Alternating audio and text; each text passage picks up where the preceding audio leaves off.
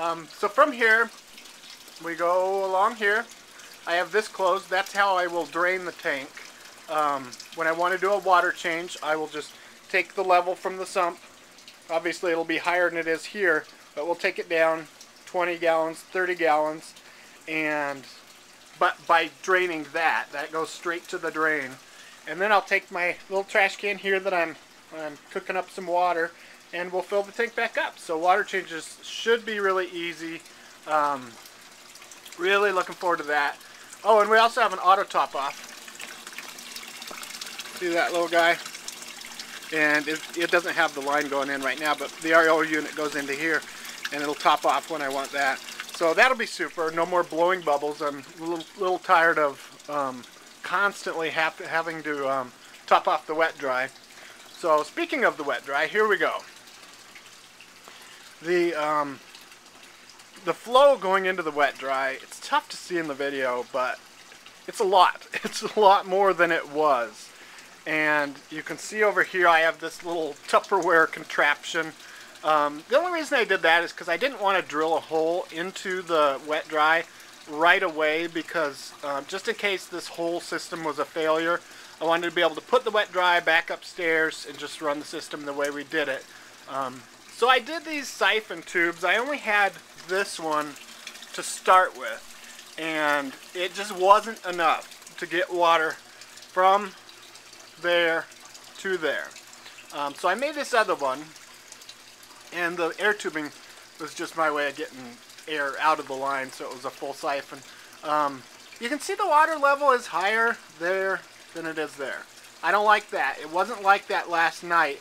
I'm wondering if a little bit of air is in this second line. So I might play with that a little bit. And then we're coming into this Tupperware, and I have a tube. You can see the drain there. But we're just dangerously close at the top of this Tupperware. It's just not draining quite quick enough there. I have some height that I can take out, so that might not be a limiting factor. And then this goes down into the tank, blowing lots of bubbles. Bubbles are not good, but we'll dial that stuff in later. But my problem is there's just too many points of potential catastrophe here. If a line plugs at all, I mean, if the flow is restricted one bit, we're going to back up somewhere else. So I want to get all those potential major catastrophes out of the system. I don't really want to be dealing with any floods, and I don't think that's a good setup. So I'm not sure yet. It's not like the wet dry is all that expensive, but I really don't want to drill a hole, but I probably will.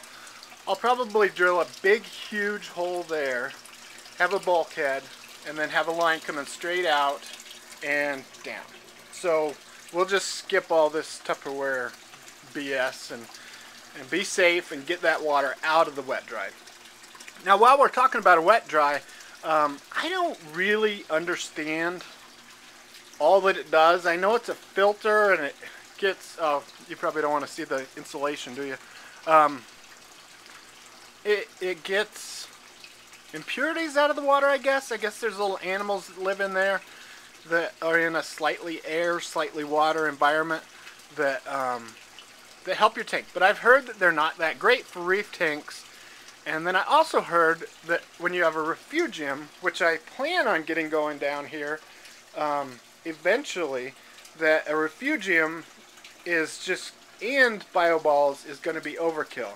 So I don't really understand that. I need to look into that. I just don't really get that yet.